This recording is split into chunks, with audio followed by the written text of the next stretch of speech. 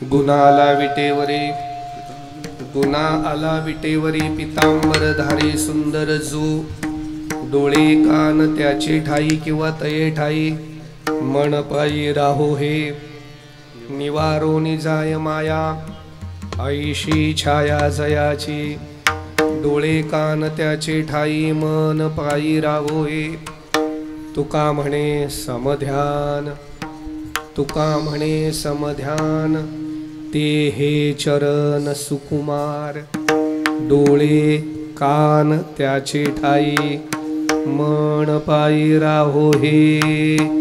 संत श्रेष्ठ श्री जगद्गुरु तुकोबाराय महाराज यांचा अत्यंत महत्वाचा, अतिशय प्रासादिक भगवान श्री परमात्म्याच्या सगुण रूपाचं वर्णन करणारा, भगवान श्री परमात्म्याकडे काही अपेक्षा व्यक्त करणारा, भगवान श्री परमात्म्याचं काही औदार्य प्रतिपादन करणारा आणि ते प्राप्त करण्याकरता काही साधना सांगणारा अत्यंत गोड परिचयाचा अभंग आजच्या कीर्तनाच्या सेवेकरिता घेतला आहे आणि गोड गायला सुद्धा आहे. परम पावन असलेलं श्री क्षेत्र मानच्या भोईरवाडी या पावन भूमीमध्ये या अक्षय तृतीयेच्या पर्व काळावर, या पावन मुहूर्तावरती आपल्या ग्रामस्थांसाठी आणि या पंचक्रोशीतील वारकऱ्यांसाठी एक अलौकिक कार्य आज संपन्न झालं आहे. मंदिराचा जीर्णोद्धार पूर्ण होऊन भगवान श्री परमात्मा विराजमान झालेले, प्राण प्रतिष्ठा पूर्ण झालेली आहे. आणि ती प्राण प्रतिष्ठा ही आज ऐसी नाही आहे की ती ऐतिहासिक आहे की करवीर पीठाचे जगद्गुरु शंकराचार्यांच्या हस्ते भगवान श्री परमात्म्याच्या सगुण विग्रहाची प्रतिष्ठा झाली आहे. अक्षय तृतीयेचं मुहूर्त आहे आणि प्रतिष्ठा झाल्यावर भगवान परमात्मा पहिलंच कीर्तन भोईरवाडीत ऐकतायत. आणि मग मी ह्या सगळ्या मंडपाकडे आणि कीर्तनाच्या नियोजनाकडे बघत होतो. पहिल्या दिवसापासून कालपर्यंत झालेल्या कीर्तनांकडे बघितल्यावर माझं डोकं बंद झालं होतं, कारण माझं कीर्तन पहिल्या दिवशी आवश्यक होतं. मला कळत नव्हतं शेवटच्या दिवशी का ठेवलं. कारण संजय हा सुरुवातीला असतो, जोपर्यंत देव बोलत नाही तोपर्यंत संजय येत असतो, बोलत असतो. देव बोलायला लागला की संजयाचं काम नसतं. पण तरीही संजयाचं कीर्तन शेवटच्या जागराला याकरता ठेवलं की देवासाठी आज पहिलं कीर्तन आहे म्हणून. आणि म्हणून सुरुवात संजयापासून आहे. खरं तर आमचे श्री गुरु प्रातस्मरणीय गुरुवर्य चंद्रशेखर महाराज काल येऊन गेलेत, शंकराचार्य येऊन गेलेत, गुरुवर्य स्वामी इथं महाराज उपस्थित आहेत. ही सगळी मंडळी ह्या कार्यक्रमाची फार मोठी यशस्वीता आहे. महाराज आपण इतका सुंदर जीर्णोद्धार पूर्ण केला आणि त्याची प्राणप्रतिष्ठा होऊन कलशारोहण आज झालं. अक्षय तृतीयेचं हे एक पर्व काळाचं कीर्तन माझ्या परम भाग्याने माझ्याकडे आले आहे. खूप मोठी मोठी मंडळी इथं आहे, वेळेचंही भान आहे. ज्यांची आपण पहिली साल ऐकली, या पुणा परिसराला, मावळ परिसराला, नवे नवे महाराष्ट्राला भजनाचं आद्य अंग ज्यांनी प्रतिपादन केलं ते आमचे निमनकर अण्णा, आणि अण्णांचा वारसा जे पुढे चालवता आहेत ते आमचे बंटी महाराज. ह्या परिसरात ज्यांचं मोठं योगदान संप्रदायाकरता आहे. आणि म्हणजे इकडे अण्णांचा वारसा चालवत असताना ज्यांनी साथ केली तेही बोधे बाबांचा वारसा चालवत आहेत. किती दोन उंचीच्या परंपरा एकत्र आज या कीर्तनात योगायोग आलेला आहे. आमचे महेशजी महाराज भगुरे गुरुजी, हा मोठा संगम आहे महाराज, मोठा आनंद आहे. इतकी सुंदर चाल ऐकली. पखवा झाला बघा ना, काय योगायोग आहे. आमच्या नाशिकचं काय, पण महाराष्ट्राचं वैभव.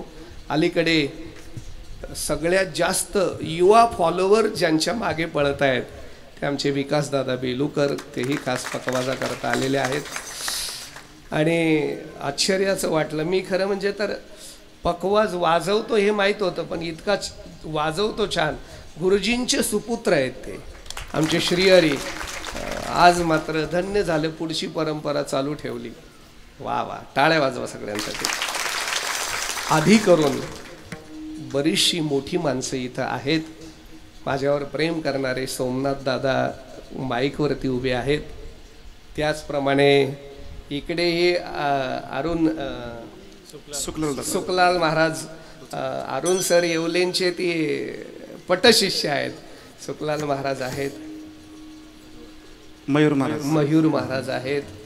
इकडे वैभव महाराज अजून बसलेले आहेत खाली. आणि कीर्तनाच्या श्रवणाकरता आबा आहेत. इथली सगळीच मंडळी. मला आता थोडं हे झालं की नाव कुणाचं घ्यायचं आणि कुणाचं टाळायचं. महाराज आहेत, महाराजांचं नाव सांग. बडगे महाराज. हां, बडगे महाराज आहेत. नेहमीच मावळ भागात मला ते भेटतात, ह्या परिसरात आहेत नाही का. महाराज पुढे बसलेले आहेत. पकवाजाचं वैभव आहे मावळातलं तेही. हां, भगवान महाराज शिंदे आमच्या भागात अनेक वेळा येऊन गेलेत. अजूनही कोणी असतील. आता काय झालं होतं, आधी असं ठरलं होतं, अण्णा मला म्हटले आज 7:30 ते 8:30 करा, कारण उरूस पण आहे, अक्षय तृतीयाही आहे. आता 8 तर इथंच वाजले आहेत. कमीत कमी 9ला तरी सोडायला पाहिजे, नाही काही तर नाही 8:30 तर 9ला तरी सोडलं पाहिजे. म्हणून त्या दृष्टीने आता माझ्या अंतःकरणामध्ये मी खरंच एक वेगळ्या अभंगाचं चिंतन करून आलो होतो. भगवंताचं दर्शन घेतल्यावर माझ्या मनात असा भाव प्रगट झाला, आज जर देव इथं विटेवरती उभे राहिले आहेत, आज त्यांचं वर्णन करायचं नाही, मग वर्णन कोणाचं करायचं. ह्या अत्यंत सात्विक भावनेने प्रवृत्त होऊन मी अचानक इथून इथे येईपर्यंत मला अभंग पुन्हा स्मरण केला. शंका आली काही चुकेल का एखादं चरण, पण आता चरण जरी चुकलं तर आम्ही घाबरत नाही, कारण प्रत्येकाच्या हातात मोबाईल आहे. लोक सांगतात महाराज असं नाही अशा विचाराने.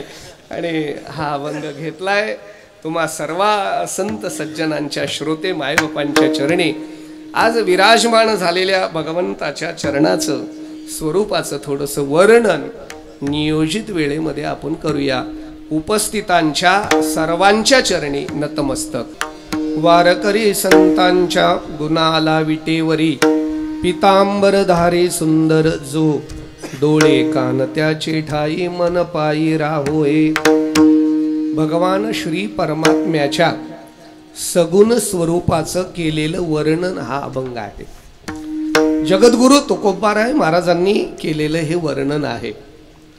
वर्णन हा शब्द अत्यंत गोड आहे आणि त्याही पलीकडे सगळ्या मानवी जीवनाला भुरळ पाडणारा शब्द म्हणजे वर्णन आहे. अलीकडे माणसं स्वतःलाही विसरून जातात एखाद्याने वर्णन केलं का, आणि स्वतःलाही वर्णन करण्याकरता अनेक गोष्टीला तयार होतात. पण वर्णन करून घेणं फार गोड आहे. भगवंताचं वर्णन आहे. काय काय मिळवायचं, काय काय मिळवायचं याच्या 2-3 गोष्टी धावत्या सहज सांगतो. बघा तुम्ही, आपल्या कामात येतील महाराज.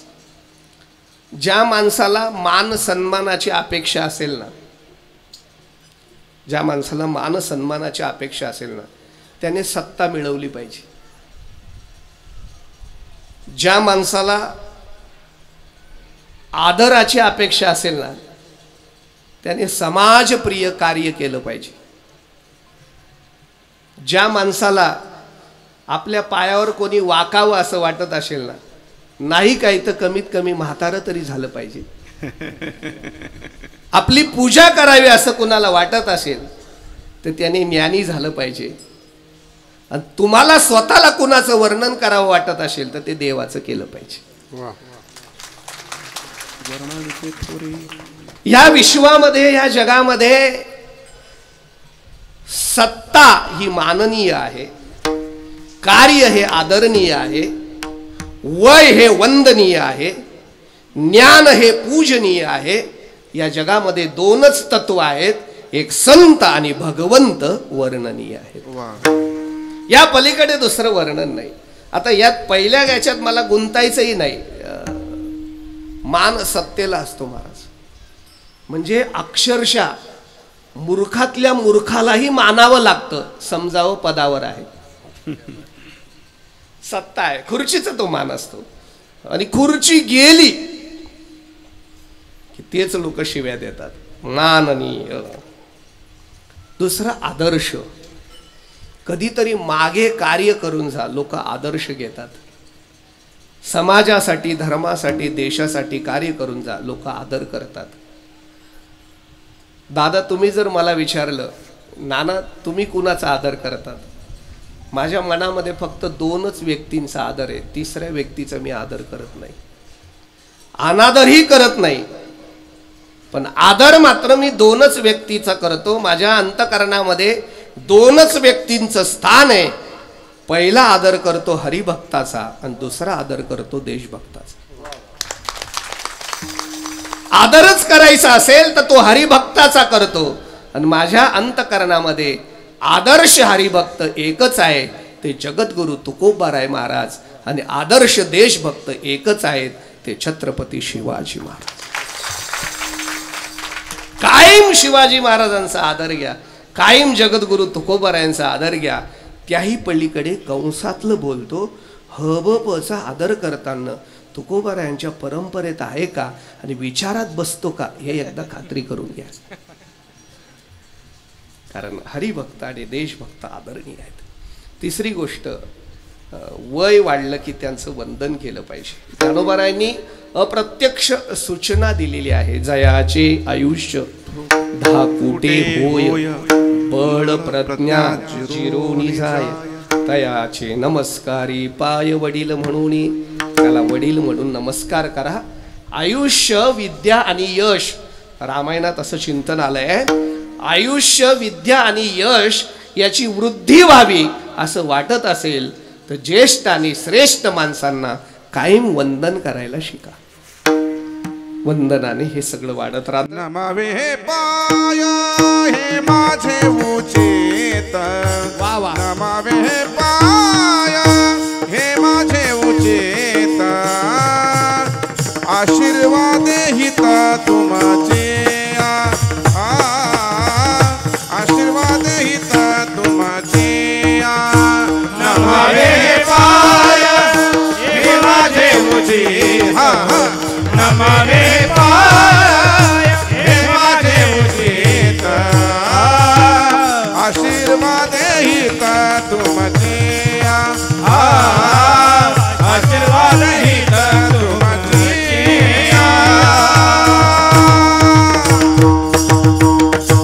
नमावे हे पाय हे माझे उचित, आशीर्वाद हित तुमचे. याच्यातच तुमचं हित आहे, हेच माझं उचित आहे. म्हणून नाही जमलं तर एक काम उद्यापासून करता आलं तर करा, माझा आग्रह आहे. आई वडील जिवंत असतील तर रोज दर्शन घेतल्याशिवाय बाहेर पडू नका. आयुष्यातल्या अडचणी संपून जातील. कारण आई वडील यांचं जर रूप कोणतं असेल तेच आज विटेवरती उभं आहे, लक्षात ठेवा. तिसरा भाव, पूजा.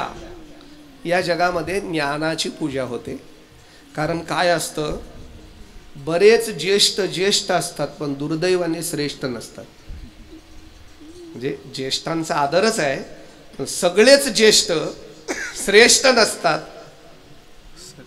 काही ज्येष्ठच असतात. वय वाढलं की माणूस ज्येष्ठ होतो, पण विचार वाढले तरच श्रेष्ठ होतो. आकार वाढलं तर माणूस ज्येष्ठ होतो, ज्ञान वाढलं तरी श्रेष्ठ होतो. प्रपंच केला की ज्येष्ठ म्हणून मरतो, पण परमार्थ केला तरच श्रेष्ठ म्हणून उरतो. 1400 वर्ष म्हातारं जगलं हो. किती? 1400 वर्ष म्हातारं जगलं, बिचारं ज्येष्ठ म्हणून मेलं. 21 वर्ष माझे ज्ञानदेव राहिले, पण विश्वात श्रेष्ठ ठरले. आणि अशा श्रेष्ठांची पूजा होते. ज्ञानोबारायांनी 17व्या अध्यायात आवर्जून विषय आणला, श्रुती स्मृतीचे अर्थ आपणची उनी मूर्त. अनुष्ठाने जगादेत वडीलचे.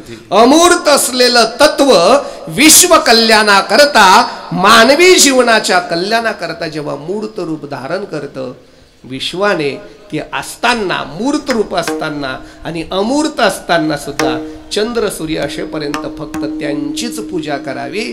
पण पूजा करू वाटली तर ज्ञानोबारायांच्या समाधीची करावी, तुकोबारायांच्या चरणाची करावी, नाहीतर मग निवृत्तीनाथांना येऊन करावी. ते आपल्याकरता पूजनीय आहेत. आणि शेवटचा भाग, संत आपल्याकरता वर्णनीय आहेत, परमात्मा आपल्याकरता वर्णनीय आहेत. वर्णावित थोरी एका विठ्ठलाची कीर्ती मानवाची सांगू नये, कीर्ती मानवाची सांगू नये. वर्णावित थोरी एका विठ्ठलाची कीर्ती मानवाची सांगू नये, कीर्ती मानवाची सांगू नये.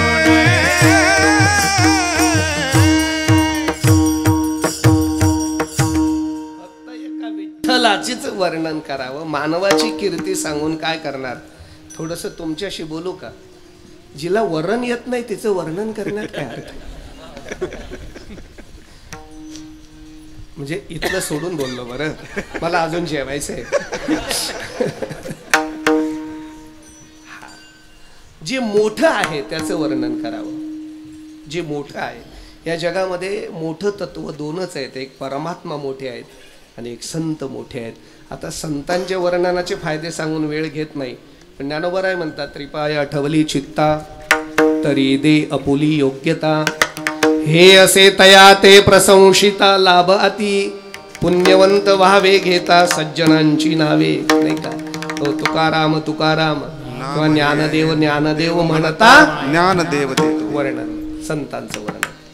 आणि देवाचं वर्णन करावं. का करावं? ऐका, लहान्याने मोठ्याचं वर्णन करावं. असं जर असेल तर ह्या विश्वामध्ये एक तत्व युगच्या युग मोठं आहे, दुसरं तत्व जन्माला आल्यावर मोठं आहे, आणि तिसरं तत्व मोठं नाही, लोक चुकून मोठं म्हणतायत. चुकून मोठं म्हणणं हा प्रारब्धाचा भाग आहे, याच्यात मला अडकायचं नाही.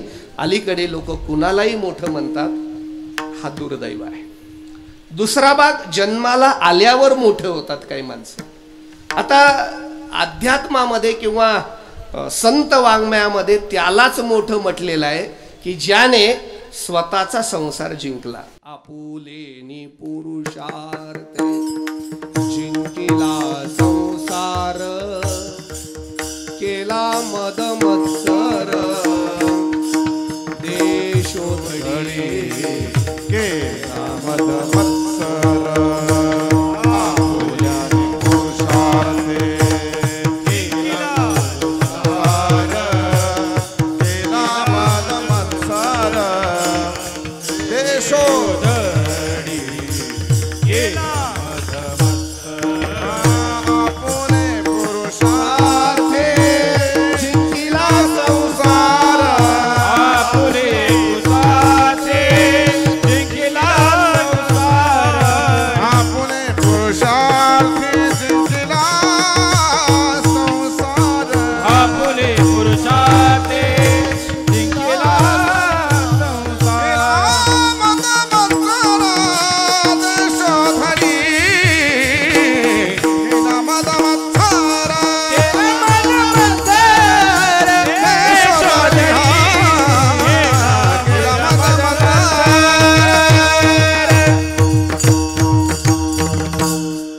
आणि तिसरं तत्व जे युगच्या युग मोठे आहेत, देव कधीही मोठा आहे आणि संत कधीही मोठे आहेत.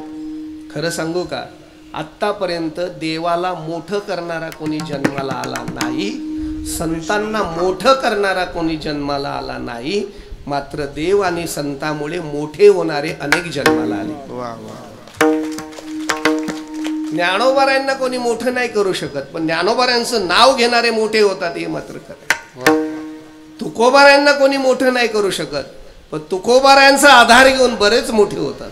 ऐसा समर्थ ज्ञानदेव ऐसा समर्थ ज्ञानदेव ऐसा समर्थ ज्ञानदेव ऐसा समर्थ ज्ञानदेव ऐसा समर्थ ज्ञानदेव ऐसा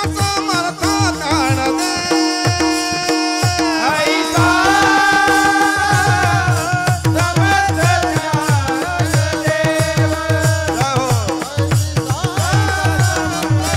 ज्ञानदेव त्यांच्या चरणी ठेवा भाव त्यांच्या चरणी ठेवा भाव त्यांच्या चरणी ठेवा भाव त्यांच्या चरणी ठेवा भाव ऐसा समर्थ ज्ञानदेव ऐसा समर्थ ज्ञानदेव भाव ज्ञानच्या चरणी ठेवा भाव ज्ञानच्या चरणी ठेवा भाव ऐसा हरी हरी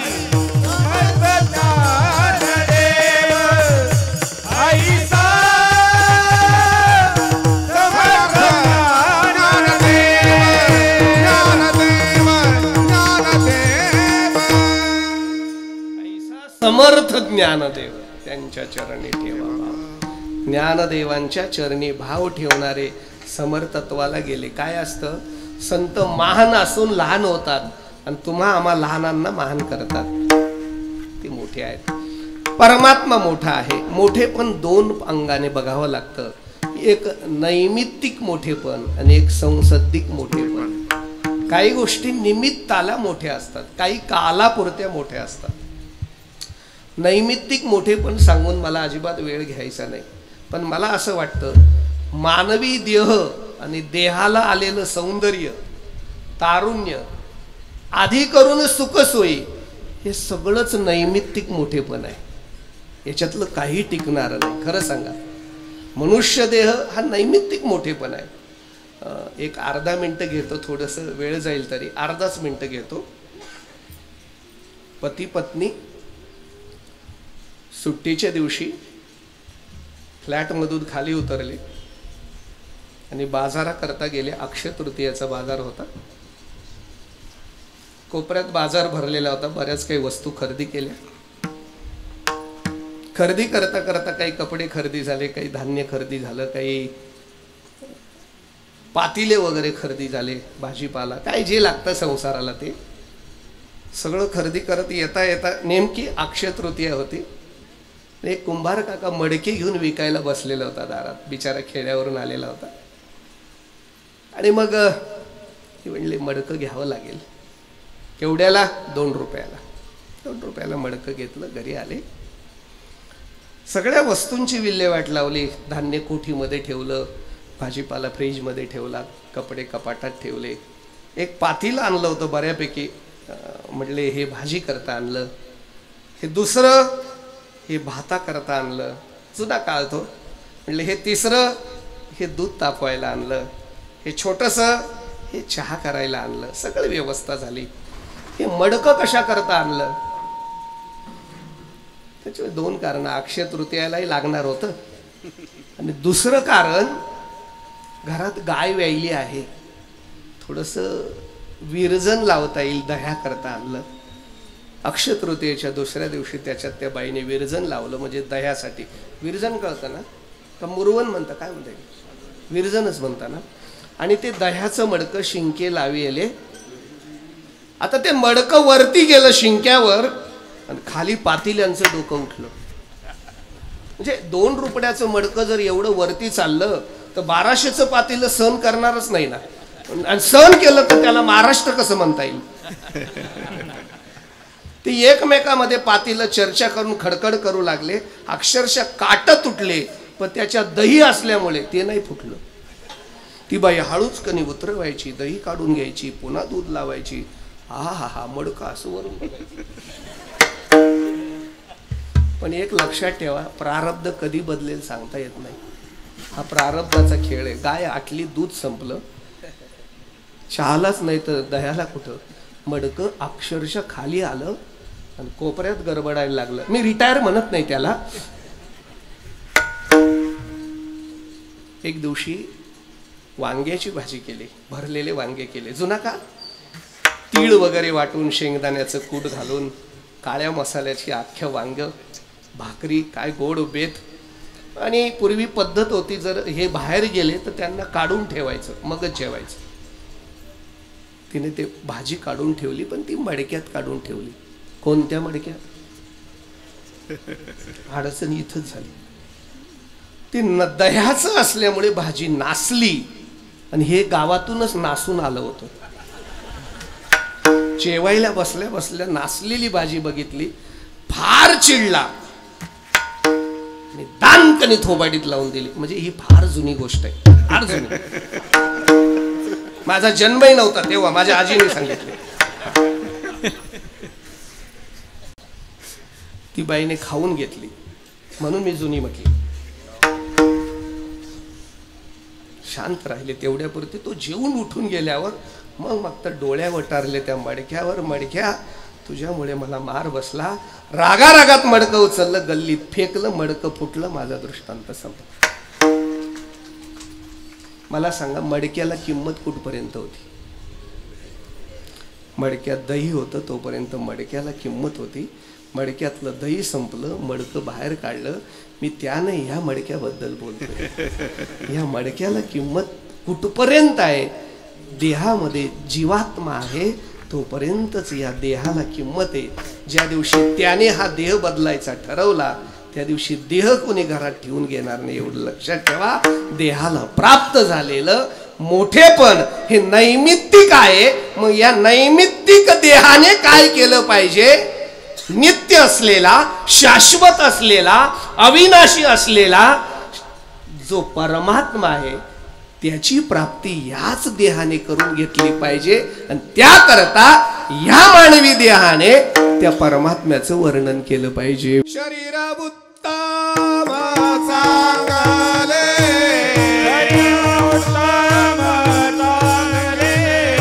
शरीर सुखाचे घोसले,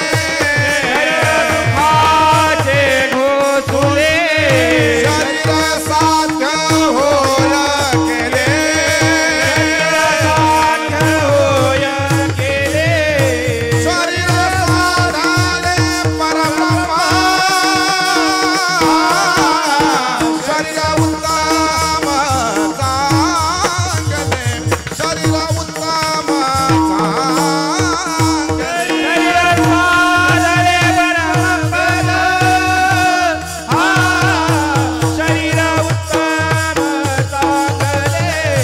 शरीर उत्तम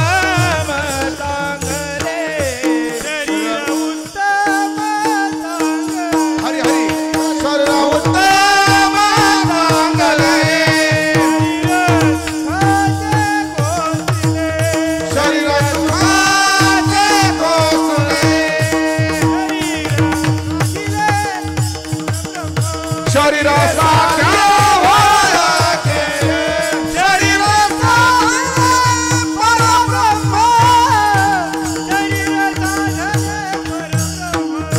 शरीर साधले परब्रह्म, शरीर साधले परब्रह्म.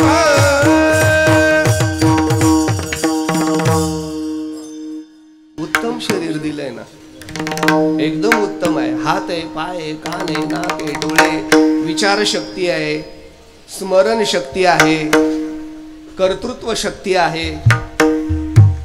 मग काय याचा उपयोग काय करायचा? त्या परमात्म्याचं वर्णन नाही करायचं तर काय करायचं? काय असतं ऐका तुम्ही. एक भाव थोडासा सांगतो मी. परमात्मा हे कारण तत्व आहे आणि जगत हे कार्य तत्व आहे. कार्य हे अज्ञानी असतं आणि कारण तत्व हे ज्ञानी असतं.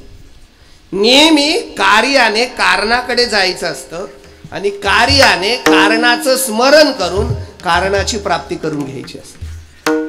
कार्य आणि कारण कार्यभाव सांगतो मी तुम्हाला. जसं काहीच नसताना परमात्मा जर शून्य रूपाने असेल तर देव नटले नाना परी. तो नटला की नाही थोडंसं सोपं सांगतो. ज्ञानेश्वर महाराजांच्या दृष्टांतातून सांगतो. ओवी देतो, दृष्टांत देतो. इथल्या 5 माता माऊलींकरता, माता माऊली म्हणू का लाडक्या बहिणी म्हटल्या चालतील का? हा, मग लाडक्या बहिणी म्हणतो. 5 लाडक्या बहिणींना मी 5 लिटर दूध दिलं. किती दूध दिलं? 5 लाडक्या बहिणी 5 लिटर दूध घेऊन घरी गेल्या. पहिल्या बहिणीने 5 लिटर दूध आटवून 2.5 लिटर केलं. त्याच्यात काही ड्रायफ्रूट टाकले, थोडीशी साखर टाकली. काय झालं? बासुंदी झाली. दुसऱ्या लाडकी बहिणीने पूर्ण आटवून टाकलं, खवा केला. तिसऱ्या लाडकी बहिणीने त्या खव्यामध्ये साखर आणि मँगो फ्लावर टाकला, बर्फी केलं. चौथ्या लाडकी बहिणीने काय केलं? नासवून टाकलं, पनीर केलं. बरोबर आहे? हो. 5वी हुशार होती, तिने विरजन लावलं, दही केलं, घुसळण केलं, लोणी काढली आणि वितळून तुपाचा डबा भरून ठेवला. आता मला सांगा, दही कोण झालं? दूधच झालं. बासुंदी कोण झालं? दूधच झालं. खवा कोण झालं? दूधच झालं.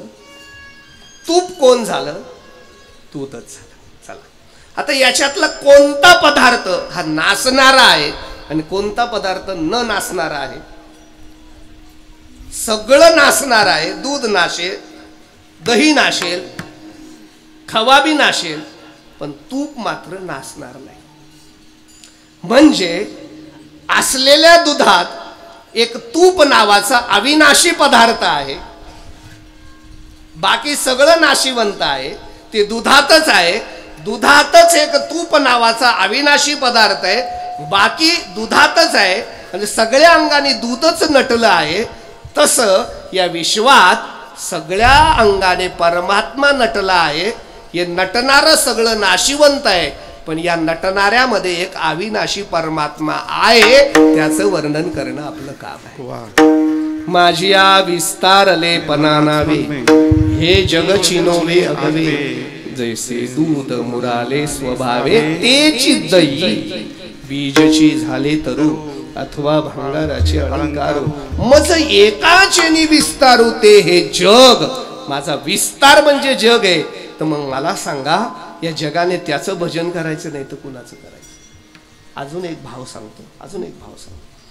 ते मडकं फुटून गेलं का? आज अक्षय तृतीया आले म्हणून मडकं काही डोक्यातून जात नाही. परत 2 मिनिटाकरता मडकं घ्या फक्त. हा, आता मला सांगा, ते मातीचं मडकं बनवण्याकरता साधारणतः काय काय लागतं सांगता येईल का? मडकं बनवण्याकरता काय काय लागतं? पाणी लागतं. बोला आपण एकदम बोला. अजून माती लागते. अजून चाक लागतं. अजून कुंभार काका लागतात. अजून लीद लागतं. अजून भाजायला आवा लागतो. ठीक आहे, आता फक्त एवढी मदत करा मला, याच्यातला कोणता पदार्थ नसेल म्हणजे मडकं बनणार नाही. आपण नारळ पाणी वापरू. चला बोला. अजून कोणता पदार्थ नसेल म्हणजे मडकं बनणार नाही. तुम्ही एवढं टेन्शन घेऊ नका. माती नसेल तर मडकच बनू शकत नाही. बाकीच्या पदार्थांना पर्याय आहे, पण मातीला पर्याय नाही. माती त्या मडक्याचं उपादान कारण आहे आणि बाकी पदार्थ निमित्त उपादान कारण आहे. तसं परमात्मा या जगताचं उपादान कारण आहे आणि हे जगत परमात्म्याचं निमित्त उपादान कारण आहे. म्हणून जगताचं आद्य कर्तव्य आहे, विशेष मानवी देहाचं आद्य कर्तव्य आहे की परमात्म्याचं भजन करणं आणि त्याची प्राप्ती करून घेणं. करण्याकरिता, नाव घेण्याकरता आपल्याला डोळ्याला दिसावं लागतं. आपण जे दिसतं त्याचंच वर्णन करू शकतो. बरोबर आहे की नाही? फुलाचं वर्णन करू शकतो, फुलाच्या सुगंधाचं वर्णन करू शकतो का? नाही करू शकत. कारण गोचर वस्तूचं वर्णन होतं, अगोचर वस्तूचं वर्णन होत नाही. मग परमात्मा जर बघितलं तर तो कसा आहे? निर्गुण निराकार आहे ना महाराज. रंग नाही रूप नहीं नहीं वर्ण छाया, रंग नहीं रूप नहीं नहीं वर्ण छाया, रंग नहीं रूप नहीं नहीं वर्ण छाया, रंग नहीं रूप नहीं नहीं वर्ण छाया, निराकार निर्गुण ही तुझी रघुराया, निराकार निर्गुण ही तुझे रघुराया, निराकार निर्गुण ही तुझी रघुराया, निराकार निर्गुण ही तुझे रघुराया, मैं गुलाम मैं गुलाम तेरा, मैं गुलाम मैं गुलाम मैं गुलाम तेरा, मैं गुलाम मैं गुलाम मैं गुलाम तेरा, मैं गुलाम मैं गुलाम मैं गुलाम तेरा, त्याला तर रंग नाही, स्वगत सजाती विजाती भेद रहित येते, काल परिच्छेद आहे, वस्तू परिच्छेद रहित येते नाही का. कुठलाही त्याच्या ठिकाणी अभाव आहे, सगळ्याच गोष्टी विचार करा. मग त्याचं वर्णन कसं करायचं सांगा ना. डोळ्याला दिसलं तर करता येईल का महाराज? निर्गुणाचं वर्णन करणं शक्य आहे का? मग निर्गुणाचं वर्णन करणं शक्य नाही आणि आपल्याला वर्णन करता यावं म्हणून ज्याला सगुण बनवलं ते संत. मी आता काय झालं, आज लाडक्या बहिणींची जास्त संवाद होतोय माझा. हां, अजून एक मदत मला 2 मिनिटात करा तुम्ही. माझ्याकडे कीर्तनापुरतं बरं, आज अक्षय तृतीया असल्यामुळे मी आज 5 किलो सोनं घेतलं. मी 10 किलो सांगू शकतो मला कीर्तनात. त्याच्यामुळे काय झालं, ऐन वेळे घेतल्यामुळे त्याच्याकडे 2.5 किलोचे दागिने तयार होते आणि बाकीचे तो म्हणले आता तयार नाही, हे बिस्किट घेऊन जा. 2.5 किलोचे बिस्किट घेतले सोमनाथ दादा, 2.5 किलोचे दागिने घेतले. इथं आल्यानंतर एवढा उत्सव बघितला. आपणही म्हटलं एक दिवशी मरणारच आहे, ठेवून काय करायचं, कीर्तन झाल्या झाल्या वाटणार आहे, 5 किलो सोनं वाटणार. फक्त आता लाडक्या बहिणींनी मला मदत करायची. तुम्ही तयार दागिने घ्याल का बिस्किट घ्याल? हा, तयार दागिने पाहिजे. अहो एकच सोनं आहे ते, PNG मधून आणलंय. सोनं एक आहे पण तरी तुम्हाला तयार दागिने पाहिजे. तुमच्याशी बोलू का जरा लाडक्या भावांची? आजची पंगत मोठी भारी आहे आणि एकाने पंगत मध्ये गावरान तूप वाढायचं ठरवलंय. आधी 4 डबे आणून ठेवले. तुम्ही फक्त बसा आता. फक्त अर्ध्या पंक्ती होऊन गेल्या पण ते कुणाच्या लक्षातच आलं नाही तुपाचं. मग कुणी अरे मी एवढं 4 डबे तूप आणलं कुणी वाढलंच नाही. मग लोक धावपळ झाली. मग कार्यकर्त्यांनी ते डबे फोडले. काहींनी काय केलं तसंच काढलं आणि गोळेचे गोळे वाढायला लागले. तुपाचा गोळा तुपाचा गोळा. एकाने पटकन वितळून घेतलं आणि चमच्याने वाढायला लागला. तूप कोणचं घ्याल तुम्ही? अहो एकच आहे ना. तूप एक असलं तरी वितळलेलं पाहिजे, सोनं एक असलं तरी तयार दागिना पाहिजे. तसं मानवी जीवनाकरता भक्ती आणि उपासना करण्याकरता सगळी रेडी तयारी ज्यांनी करून दिली ते संत आहेत. कुंडलिकाच्या भावार्था कोणी झाला अव्यक्त ते आकारले आणि याला रूपा करुणी खरे हरिदासी, करुणी खरे हरिदासी, करुणी खरे हरिदासी, आणि दर्पा पडे करुणे खडे हरिदासी, करुणी खरे हरिदासी, करुणे खडे आणि याला रूपा बळे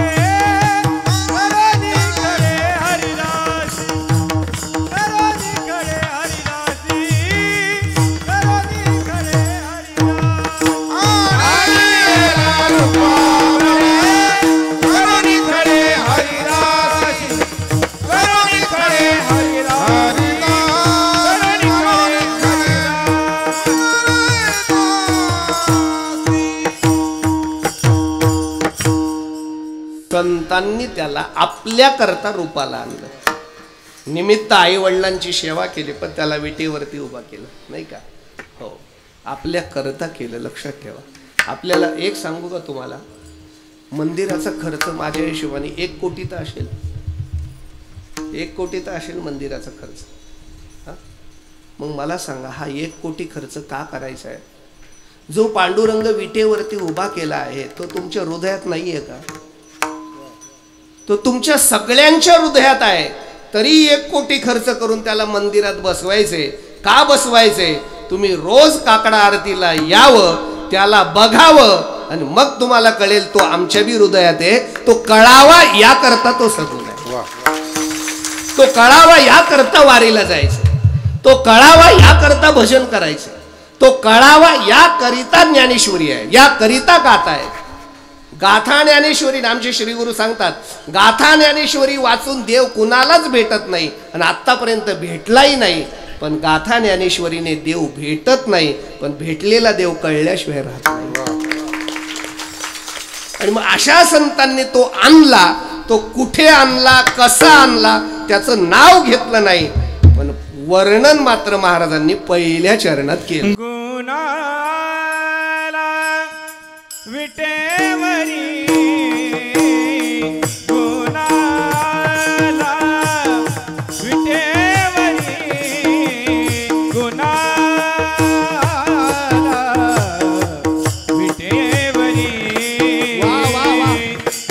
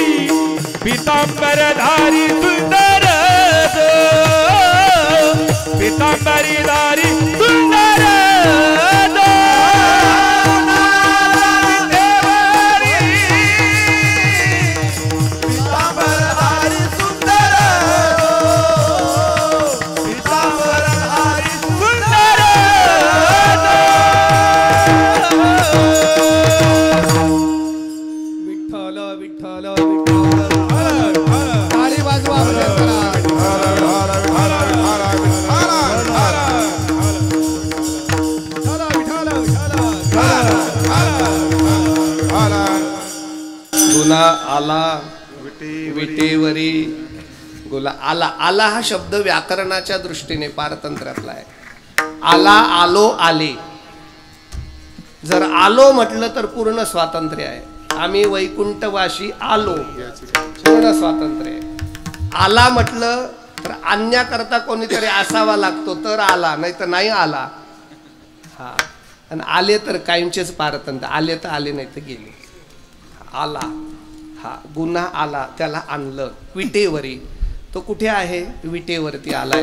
इथं त्याचं नाव नाही घेतलं, पण तो मात्र समोर येतोय. बघा नाही वर्णन किती कोड आहे. विटेवरती आहे. आता आपण एवढंच म्हणतो वीट बुवा, आहे की नाही? वीट. एकाच्या घरी उतरलो, त्याने 5 कोटीचा बंगला बांधला. आणि त्याने मला याकरताच उतरवलं होतं की त्याला तो दाखवायचा होता. जे मला फिरायला सुरुवात केलं, आणि ते फिरता फिरता त्याने माझ्या हातात एक वीट दिली. महाराज, ही वीट वापरली आहे बंगल्याला. साधारण बघा तुम्ही कशी वाटते वीट. मी मनात म्हटलं मला आला आहे वीट, पण काय करू? ऐका, पण ती वीट कोणती? विटेवरी. युगे 28. नाथ महाराज म्हणतात, चहू देहाची करुणी वीट, त्यावरी नीट उभा पांडुरंग. स्थूल सूक्ष्म कारण महाकारण देहाच्या, नाही का, विटेवरती अंतकरणामध्ये सगळे विकार रहित देह झाला. काम क्रोध केले घर रीते, तो कामने देह भरिला विठ्ठल. त्या विटेवरती तो उभा आहे. आणि सहज गणित म्हणून सांगायचं, धावतं पटकन, तो युगे 28 युगापासून उभा आहे. 4 युग असतात. पटपट ऐका, आता वेळ संपला. बरं 15 मिनिटं राहिले. एवढं चरण तरी झालं पाहिजे, नाही का? कृतयुग आहे, त्याला सत्ययुग म्हणतात. त्रेतायुग आहे, द्वापार युग आहे, आणि कलियुग आहे. किती युग झाले? हे 4 युग मिळून एक महायुग होतं. काय होतं? महायुग. असे 71 महायुग झाले की एक मनवंतर होतं. काय होतं? मनवंतर. असे 14 मनवंतर झाले की एक कल्प होतं. आता कल्पाची कल्पना देऊ का? थोडी कल्पना देतो. कलियुगाचं आयुष्य 4,32,000 वर्ष आहे. त्याच्या दुप्पट आयुष्य द्वापार युगाचं आहे. आता इथले गणित माझ्यापेक्षा मोठे आहेत. हां, 4,32,000च्या दुप्पट किती होतं? 8,64,000 वर्ष द्वापार युगाचं.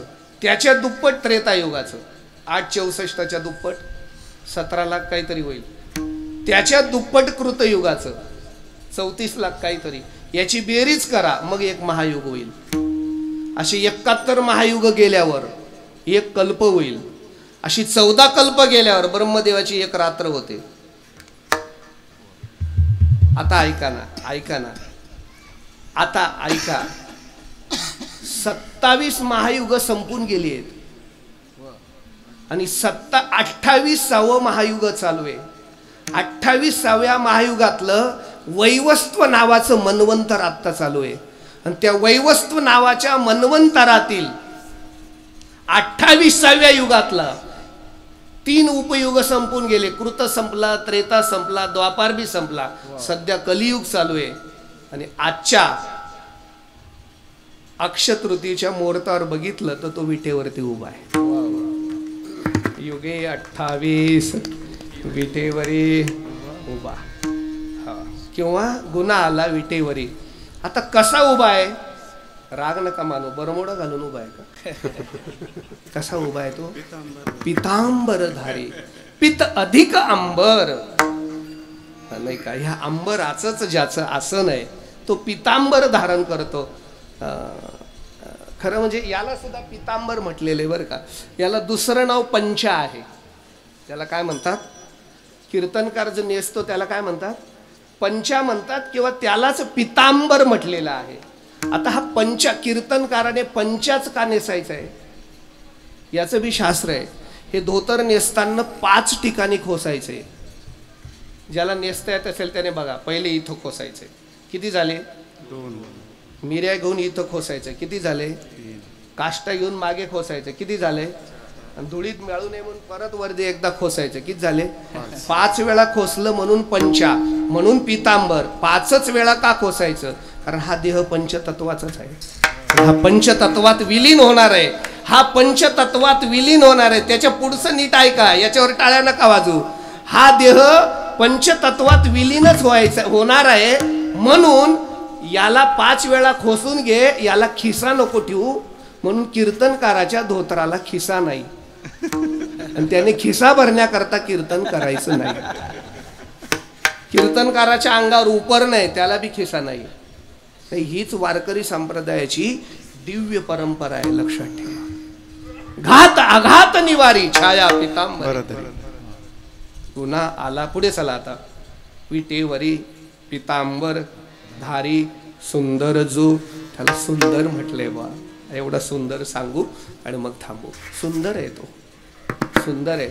सर्वसाधारणतः आमचं असं मत आहे की गोरा रंग सुंदर असतो. बरोबर आहे का? असाच भाव आहे ना आपला? का रे? गोरा रंग सुंदर असतो ना. गोरा रंग जर सुंदर असेल तर देवाचा रंग कसा आहे? मग तो सुंदर कसा? सावळा असून सुंदर कसा? नाही नाही, मी माझ्या मनाने म्हणत नाही ना. ज्ञानोबारांनी तर त्याला जरा चमकवलंय. थाईचाची काळा अनादी बहु काळा म्हणून वेदाचा आळा लाविला माई. थाईचा काळा आहे तो एक नंबरचा. तुम्हाला खरं सांगू, इथं एखादा जर पेंटर असेल ना तर त्याला कळेल. कोणत्याही कलर मध्ये कोणताही कलर मिक्स करतात आणि वेगळा कलर तयार करतात. नाही का? पांढरामध्ये समजा थोडा रेड टाकला, ब्ल्यू करतात. नाही का? वेगवेगळे कलर. कोणत्याही कलर मध्ये कोणताही कलर मिक्स करा, वेगळा रंग निर्माण होतो. पण कोणत्याही रंगामध्ये काळा कलर टाका, तो काळाच राहतो. सगळ्या रंगाला संपून एकच रंग शिल्लक आहे, तो श्रीरंग आहे. तोच आमचा पांडुरंग. भगवान श्री परमात्मा जेव्हा गायी चारायला जायचा सकाळी, तो बासरी घेऊन मयूर पुच्छ. नाही का? मला असं वाटतं गायी चारायला जायचा ना, तेवढी गवळण तर गुरुजींची ऐकावीच लागेल आता. एका जनार्दनी सावळा श्रीकृष्ण गवळणी तल्लीना पाहती. एका जनार्दनी सावळा श्रीकृष्ण गवळणी तल्लीना पाहत होती.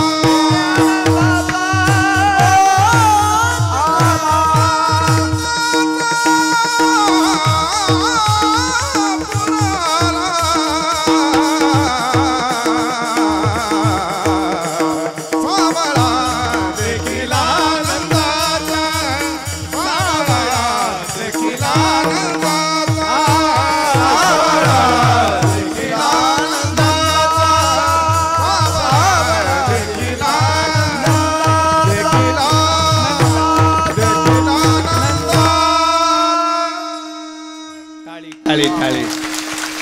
सावळा देखील नंदाचा. सावळा सावळा. हो, पण गंमत अशी व्हायची, दिवसभर गायी चारायचा. गायीची माती धूळ सगळी अंगावर यायची. संध्याकाळी येताना कपडे माखायचे. सगळी गायीचं रजकण अंगावर असायचे. सूर्य अस्ताला जाताना दिसायचा. सूर्याचा ते छोटेसं प्रतिबिंब श्रीकृष्णावर पडायचे आणि गायीच्या रजकणाने त्याचा रंग पांडू व्हायचा. सकाळी कृष्ण दिसायचा, संध्याकाळी येताना मात्र पांडू रंग दिसायचा. तो सुंदर आहे, तो सुंदर आहे. अजून सांगतो सुंदर. सुंदर कुणाला म्हणावं? प्रतिक्षणम यत् नवताम उपेति तदेव रूपम रमणीयताया. प्रत्येक क्षणाला जो आपल्या मनाला मोहित करतो, प्रत्येक क्षणाला जो आपलं विचार संपवतो आणि मन शांत करून टाकतं, त्याचं दर्शन झालं की पुन्हा काही बघावंच वाटत नाही. तेवढं एकच तत्व जगात सुंदर आहे, त्याचं नाव परमात्मा. तुझी श्रीमुख सुंदरा कुसुम शोभा कांती नागर. तुझे श्रीमुख सुंदरा कुसुम शोभा कांती नागर. तुझे श्रीमुख सुंदरा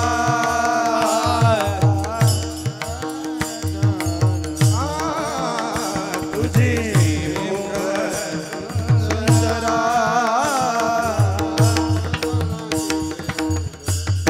मनोहर कासे पीतांबर मनोहर कासे पीतांबर मनोहर कासे पीतांबर मनोहर.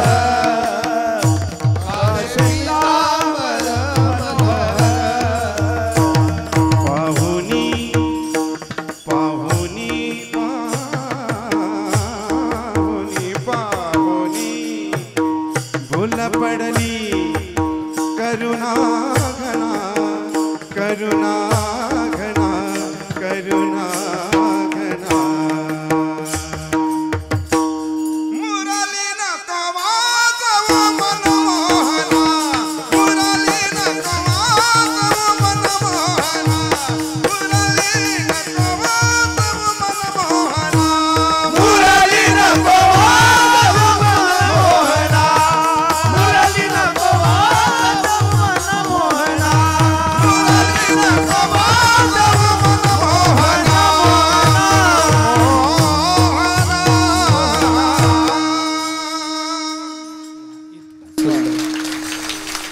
त्याच्या सुंदरतेची एक त्रैराशिक मांडताना एकदा चातुर्मासात ऐकलेला प्रसंग सांगतो 10 मिनिटात, कारण आपल्याला ह्याच चरणावर थांबायचंय, आहे की नाही. ब्रह्मदेव आपल्या सगळ्यांना बनवतो. हे सगळं आपलं प्रॉडक्शन ब्रह्मदेवाचं आहे, मोठं प्रॉडक्शन हाऊस आहे त्याचं. आणि गंमत अशी महाराज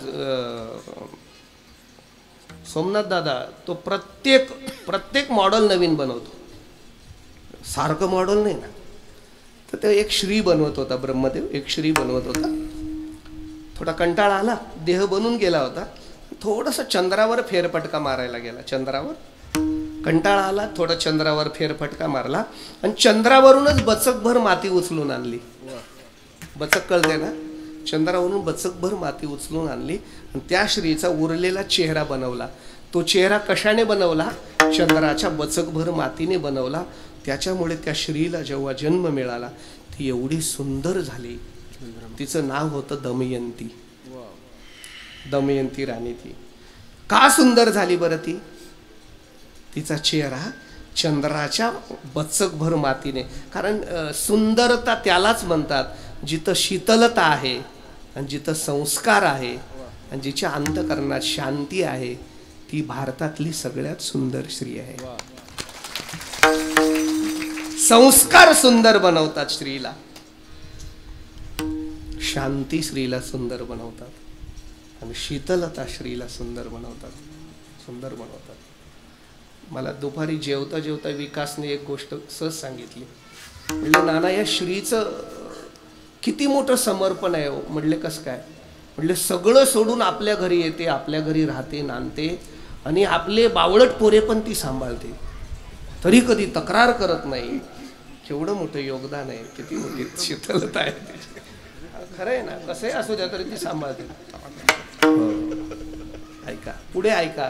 ती स्त्री सोडा, मला त्याच्याशी घेण नाही, तिच्याशी घेण नाही, ती मला माहित नाही. बचकभर मातीच्या प्रयोगाने जर एखादी श्री एवढी सुंदर बनत असेल तर आता नीट ऐका.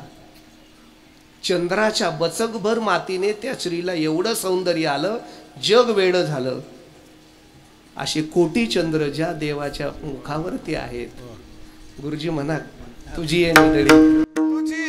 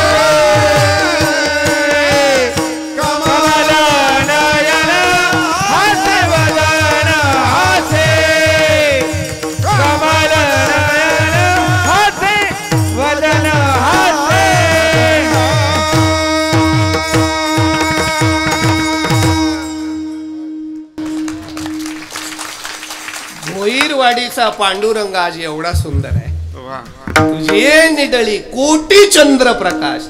कुठे बचक बर माती घेऊन बसलात. कोटी चंद्राचा प्रकाश ज्याच्या मुखावर आहे तो परमात्मा किती सुंदर असेल, किती सुंदर असेल. आता एकच भाव सांगतो, विठोबा रुक्माई भजन घेतो. कल्पना करा, कल्पना करा. गुरुजींनी एक प्रमाण दिलं की पुन्हा म्हणावं वाटतं. वाटतं का नाही वाटतं? आहे की नाही? आहे की नाही? आहे की नाही? वाटतं की नाही? आमच्या बंटी महाराजांनी एक चाल म्हटली की पुन्हा ऐकावी वाटते की नाही? चला, का? त्यांना स्वर नावाचा एक गुण देवाने दिला. यांना ताल नावाचा एक गुण दिला. पुन्हा यांनी वाजावं वाटतं. आम्हाला थोडंसं वक्तृत्व नावाचा गुण दिला. पुन्हा बोलावं वाटतं. आता एक कल्पना कधीतरी करा. या भारत देशामध्ये एक स्वराज्ञी होऊन गेली, लता दीदी मंगेशकर. आणि आता एक कल्पना करा, देवाने स्वर नावाचा गुण, आपला स्वतःचा गुण त्या लता दीदींना दिला, तर ती जगात प्रसिद्ध झाली. जगातला प्रत्येक माणूस त्या लता दीदींवर गेल्यावरही प्रेम करतो. आता जॅकी उर्शिन साहेब गेले, ताल नावाचा गुण दिला. कोणत्या धर्माचा आहे लोकांनी पाहिलं नाही, पण जग त्याच्यावर प्रेम करतं, प्रेम करतं. मी एक दिवशी असा विचार केला, भगवंत एखाद्याला स्वर देतो तर जग वेडं होतं, एखाद्याला ताल देतो तर जग वेडं होतं, एखाद्याला वक्तृत्व देतं तर जग वेडं होतं. हे देणारा तो आहे, सगळेच गुण त्याच्यात आहे. तो किती सुंदर असेल, किती सुंदर असेल. गुन्हा आला विटेवरी पितांबरधारी सुंदर जो. आमची अपेक्षा काय आहे की त्या सुंदर परमात्म्याच्या ठिकाणी डोळे कान लागले पाहिजे. दुसरं चरण, डोळे कान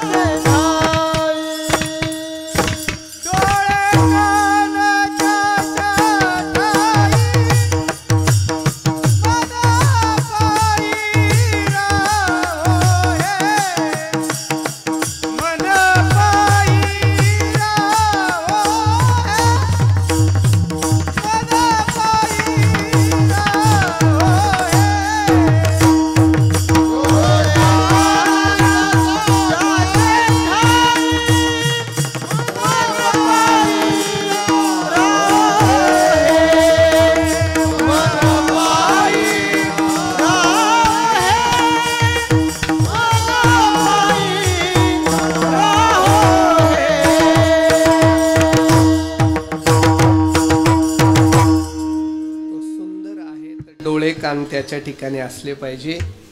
आता वेळ माझा संपला आहे, मी तुमचा अंत बघत नाही, कारण तुम्ही घड्याळाकडे बघणारी माणसं आहेत. म्हणजे घड्याळाकडे अर्थात कीर्तनातलं घड्याळ म्हणतोय मी. अर्थात वेळेचं बंधन आहे, आज उरूस आहे. मी 1-2 मिनिटात थांबतो. एक चरणाची सेवा झाली, कधीतरी पुन्हा ह्या अभंगाची नक्की सेवा करू. खरं तर ह्या अभंगाची सेवा करण्याकरता सोमनाथ दादा 5 दिवस तरी असले पाहिजे, तर त्याचा आनंद भगवंताच्या स्वरूपाचा घेता येईल आपल्याला. आणि असो, ते गोहकाच्या नावेतून प्रभू रामचंद्र गेले. एकदाच प्रभू रामचंद्राला बघितलं तर गोहकाने डोळ्याला पट्टी बांधून घेतली, पण पुन्हा दुसरं नाही बघितलं. आणि त्याला बघितल्यावर जगात बघण्याचं काही शिल्लक राहत नाही. डोळे कान त्याची ठाई नाही का, आता दृष्टी पुढे ऐसाची दूर आहे. तो काय करतो, निवारोनी जाय माया ऐशी छाया जयाची. आपण काय केलं पाहिजे, तुका म्हणे समध्यान ते हे चरण सुकुमार, डोळे कान त्याची ठाई मन पाये राहो हे. एकदा प्रेमाने भजन करूया. विठोबा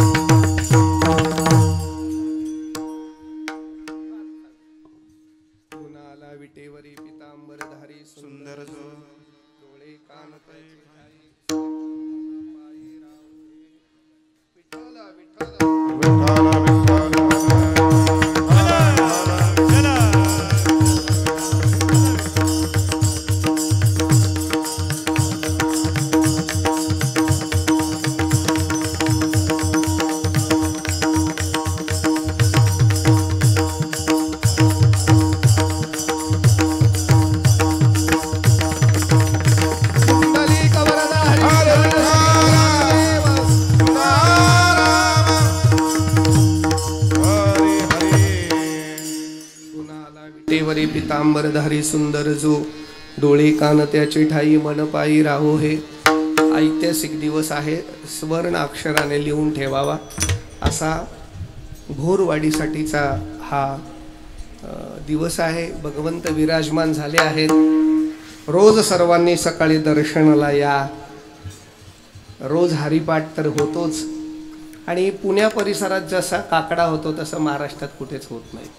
सुंदर काकडा फक्त पुण्या भागात होतो. आज थोडं त्या निमित्ताने भगवंताच्या सगुण विग्रहाचं थोडं वर्णन करण्याचा प्रयत्न केला. खरं तर ही सगळी एवढी मंडळी सुंदर होती. गुरुजींनी इतकी सुंदर साथ केली. मला फक्त बोलायला लावलं पण त्यांनी बोलण्याकरता रस्ते मोकळे करून दिले. महेश महाराजांनी आमचे विकास दादांची एवढं मोठं व्यक्तिमत्व आहे. 150 विद्यार्थी शिकतायत आणि कितीतरी विद्यार्थी त्याच ताकदीचा पकवाज आज महाराष्ट्रात वाचतायत. हे एवढं मोठं व्यक्तिमत्व आपल्याला लाभलंय. आधी करून सगळी मंडळी आहे. मी व्यक्तिगत मला ते आम्ही कीर्तनाच्या आधी ठरलेले की सोमनाथ दादांनी बैरवी म्हणायची. बैरवी म्हणण्याच्या पूर्वी पुन्हा एकदा या ग्रामस्थ मंडळींनी इतकं सुंदर नियोजन केलं. सगळीच मंडळी आहेत. त्याच्यामध्ये आमचे नंदू शेठ मोठं योगदान आहे. वेळोवेळी मला त्यांचा फोनही होता. आमचे माधव अण्णा ते माझे जिवलग मित्रही आहेत. अचानक त्यांनी 15-20 दिवसापूर्वी फोन केला. म्हणले प्राणप्रतिष्ठा आहे, तुम्ही बी एक तारीख द्या आणि कमी ह्या 2-3 तारखा का घेऊन द्या. मी म्हटलं 15 दिवसात या महात्म्यांच्या तारखा घेऊन द्या म्हणजे. पण प्राणप्रतिष्ठा असल्यामुळे आपली सेवा असल्यामुळे श्री गुरु चंद्रशेखर महाराज येऊन गेले. एक वैभवशील गोष्ट आहे. जयवन महाराज बोधलेही येऊन गेलेत. आधी करून सगळीच मंडळी महाराष्ट्रातली थोर मंडळी आपण येऊन गेला. पुन्हा सुंदर नियोजनांना आपण सगळ्यांनी केलं. सर्वांना धन्यवाद. ग्रामस्थ मंडळीला धन्यवाद. भजनी मंडळीला धन्यवाद. आणि एक गोष्ट अजून बोलावीला पाहिजे की महाराष्ट्रातलं भजन लोप पावत चाललं असलं तरी मावळ भागातलं भजन तसंच आहे आणि टाळकरी विकासाचं आहे. हे मात्र फार मोठी गोष्ट आहे महाराज. ही सगळी टाळकरी मावळ भागातली आहेत.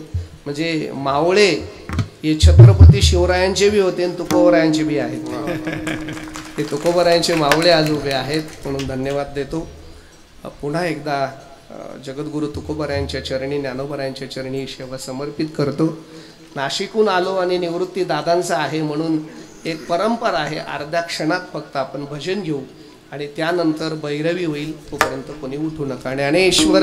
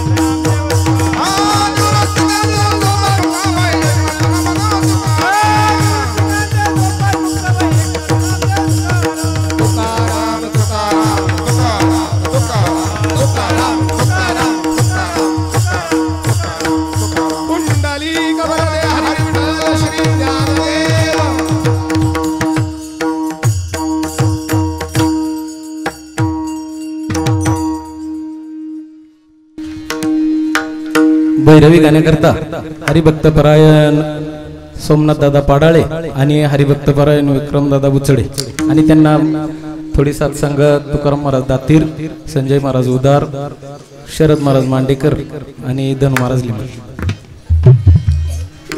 योगेश्वरानंद गिरीजी महाराज पूर्ण कार्यक्रमाला उपस्थित आहेत. एकदा टाळ्या वाजून त्यांचं स्वागत करा.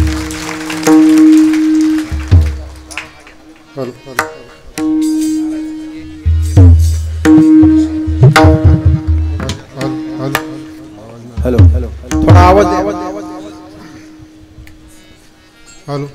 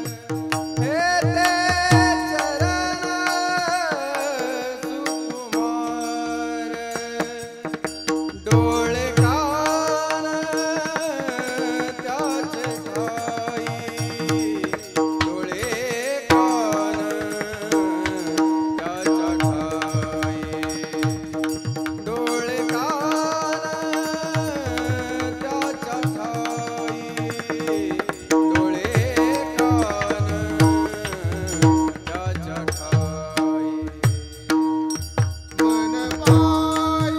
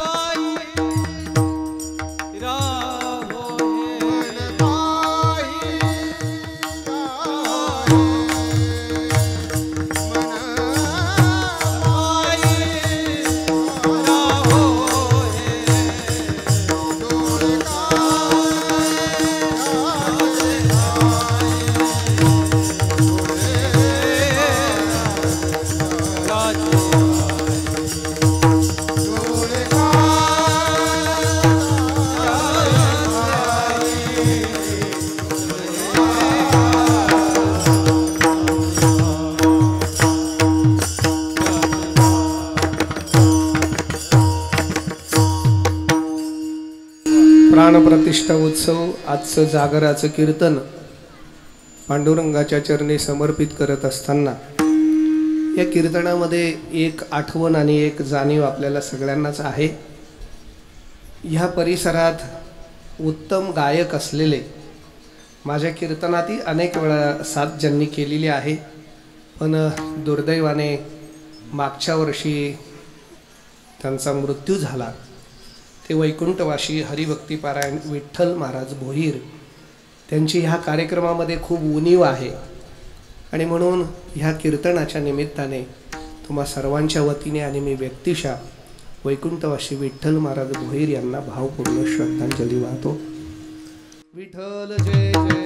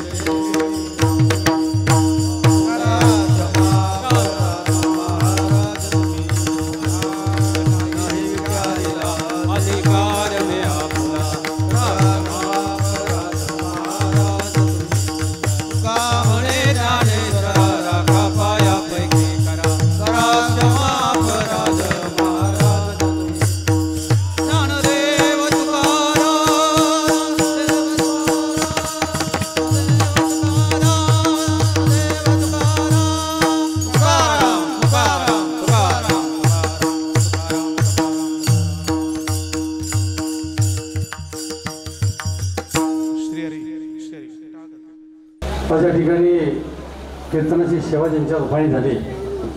महाराज आपण या ठिकाणी म्हणलात की संजय काय असतो हे आम्हाला माहिती आहे, सर्वांना माहिती आहे. महाराष्ट्रातील नामवंत कीर्तनकार आणि ज्यांच्या सूचनेनुसार नामवंत महाराष्ट्राचे जे कीर्तनकार आहेत गुरुवर्य जे चंद्रशेखर बाबा असतील, आमचे बोधले महाराज असतील, त्यांनी कीर्तनाच्या दिवशी सांगितलं की संजय नानांचा फोन आला आणि आम्हाला घ्यावं लागलं. की इतकी काहींच्या नामामध्ये तर काहींच्या नावामध्ये ताकद असते. त्याचा अनुभव आज या निमित्ताने आला. आम्ही लाख लाख धन्यवाद ऋण व्यक्त महाराज आपलं.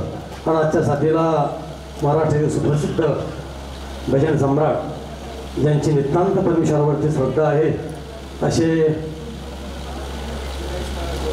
भगोरी गुरुजी आपण आलात. आणि बापाचं मुलावरती किती प्रेम असतं आज या ठिकाणी पाहायला मिळालं. पक्वा थोडा कमी लागला म्हणून स्वतः गुरुजींनी थोडंसं लावण्याचा प्रयत्न केला असता तर बाप किती मुलाची काळजी घेतो हे देखील आज या ठिकाणी आपण पाहायला मिळतं. आणि म्हणून चांगला मुलगा आपल्या पोटी जन्माला परमेश्वराने घातला. आपण गुरुजी भाग्यवान आहात. आणि विकास महाराजांचं तर काही बोलायचंच नको. ज्यार्थी नानांचा आशीर्वाद आपल्याला आहे, पांडुरंगाची कृपा आहे. निश्चितपणाने आपल्या भविष्यामध्ये आपले उत्तरोत्तर यशस्वी अशीच प्रकारे जीवनाची वाटचाल आहे अशी पांडुरंग परमात्म्याच्या चरणी मी प्रार्थना करतो. आपण सर्वजण आलात नाना पुन्हा शब्दांताकडनं आपण ऋण व्यक्त करतो. आम्ही मंडळी ऋणात राहण्याचा प्रयत्न करू. आणि काल जसं बोललो बोधले गुरुजींना विनंती केली, आमच्या देगलूर महाराजांना विनंती केली की पुढच्या होणाऱ्या कार्यक्रमाला आपण उपस्थित राहावं. आणि आपण जर आमच्याकडे कमी पडलो तर आपण सूचना करावी अशा प्रकारची प्रार्थना या निमित्ताने व्यक्त करतो. आज या ठिकाणी नाना आपण आवर्जून आलात. आम्हाला या ठिकाणी ग्रामस्थांच्या वतीनं नानाचा छोटासा सन्मान होत आहे, आपण स्वीकार करावा. सन्मान देण्यासाठी आत्माराम खंडू भोईर, त्याचप्रमाणे संत तुकाराम सहकारी साखर कारखान्याचे नवनिर्वाचित संचालक दत्तभाऊ जाधव,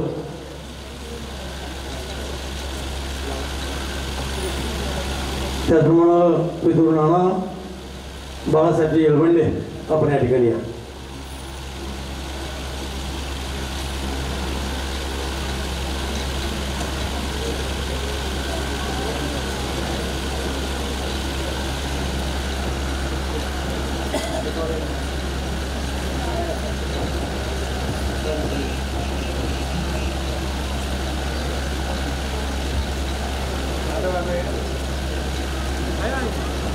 विद्यमान आमदार शंकरभाऊ मांडेकर यांचे बंधू कैलास बापा देखील.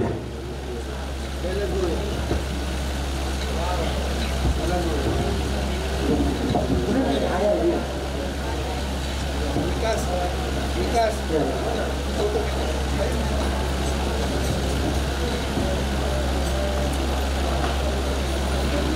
या मंदिराच्या जीर्णोद्धारासाठी आमच्या गावातील गरीब कुटुंबातील असणारा परंतु मनाने मोठा असणारा चंद्रकांत हरिभाऊ साठे यांनी या मंदिरासाठी 51,000 रुपये देणगी दिलेले आहे.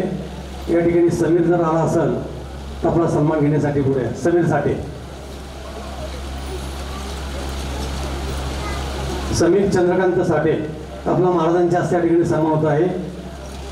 महाराज परिस्थिती जरी नाजूक असले मनाने फार मोठा कार्यकर्ता आहे. आजच्या या मंदिरासाठी 51,000 रुपये दिलेत. आपण सर्वांनी टाळ्या वाजवून त्यांचं स्वागत करायचं आहे. त्याला जाऊया वरती.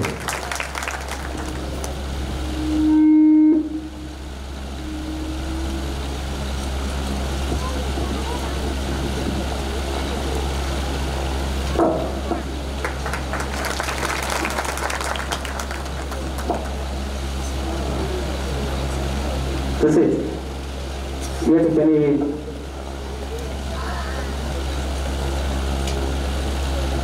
अजून एक या ठिकाणी सन्मान होतोय. डॉक्टर सौभाग्यवती सरिताताई द्विवेदी मॅडम आपणास विनंती आपण सन्मान स्वीकारण्यासाठी या ठिकाणी यायचंय. आजच्या या कीर्तनरूपी सेवेसाठी ज्यांनी गायनाची उत्कृष्ट साथ केली असे महाराष्ट्र भूषण गायनाचार्य हरिभक्त परायण महेश्वर महाराज बगुरे गुरुजी यांचा या ठिकाणी सन्मान होत आहे. गुरुजींना विनंती आपण सन्मान स्वीकारायचा आहे. सन्मान देण्यासाठी ज्ञानेश्वर सावंत, हरिभक्त परायण उत्तम सावंत, तुकाराम दाते, लाला सावंत आपण व्यासपीठावर यायचे. बाकीचे कार्यकर्त्यांना विनंती आपण या ठिकाणी सर्वांनी येऊन उभं राहायचं आहे. संजय सावंत, तसेच मोर्या सावंत, शांताराम तुपे, अंकुश तुपे, लव तुपे, बाळासाहेब परशुराम सावंत, तानाजी सावंत, पप्पू तुपे, वैभव सावंत, नितीन सावंत, दगडू बालवडकर, अशोक बालवडकर, सतीश साहेबराव सावंत, राहुल सावंत सर्वांनी इथे या. अजून बाकीचे सन्मान होणार आहेत. एक दोघं तिघं घ्या पुढे. हरिभक्त परायण तुकाराम दातील आपणास विनंती आपण यायचंय. पुढील सन्मान हरिभक्त परायण आपल्या भागातील एक उत्कृष्ट गायक प्रसाद भाऊ निमन आपणास विनंती. भाऊ आपण सन्मान स्वीकारण्यासाठी या ठिकाणी यायचंय. प्रसाद भाऊ निमन आणि आजच्या कीर्तनरूपी सेवेसाठी मृदुंगाची अतिशय उत्तम साथ केली असे हरिभक्त परायण विकास भाऊ बेलुकर यांचा देखील या ठिकाणी सन्मान होत आहे. आपणास विनंती आपण सन्मान स्वीकारायचा आहे.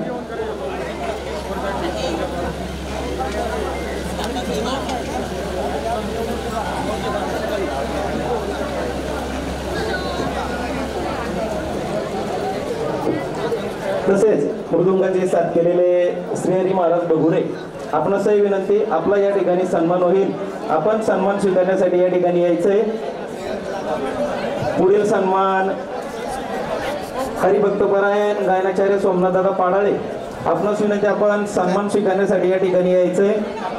तसेच हरिभक्त परायण संजय महाराज उदार, हरिभक्त परायण धनु महाराज लिमन आणि आपल्या या कीर्तनरूपी सेवेसाठी रोज हार्मोनियमची साथ करणारे हरिभक्त परायण गावरे बाबा आपणासही विनंती आपण सन्मान स्वीकारण्यासाठी या ठिकाणी यायचंय. तसेच दिवडगावचे सन्माननीय सरपंच लवशेठ सावळे आपण देखील उपस्थित राहिलात. तसेच मोहनजी येवले आपणही उपस्थित राहिलात. सन्माननीय निवृत्ती आबा कोळेकर, पांडुरंग भाऊ राक्षे, कैलास भाऊ मांडेकर, राजाभाऊ देवकर, विलास शेठ गवारे, तसेच बाळासाहेब येळवंडे, अनिल महाराज वाजे, तसेच पाचानी गावचे माजी सरपंच माऊली शेठ येवले, शामराव केदारी, मारुती बालोडकर, पांडुरंग मातेरे, संतोष मातेरे, दत्तात्रयजी गोडांबे, गणेशजी परदेशी, प्रकाश पारखी, महादेव पारखी, हरिभक्त परायण गुलाबराव साठे आपणही या कार्यक्रमानिमित्ताने उपस्थित राहिल्यास आपलं धन्यवाद. आपल्या या मंदिरासाठी पुणे जिल्हा वारकरी सेवा संघाचे अध्यक्ष निवृत्ती आबा कोळेकर यांच्या वतीने 11,000 देणगी देण्यात आलेली आहे. आबांचं मनापासून धन्यवाद. हरिभक्त परायण मृदुंगाचार्य पांडुरंग भगवान महाराज शिंदे यांचा देखील या ठिकाणी सन्मान होत आहे. अशोक महाराज वर, पांडुरंग सोनवणे आपण वर घ्या.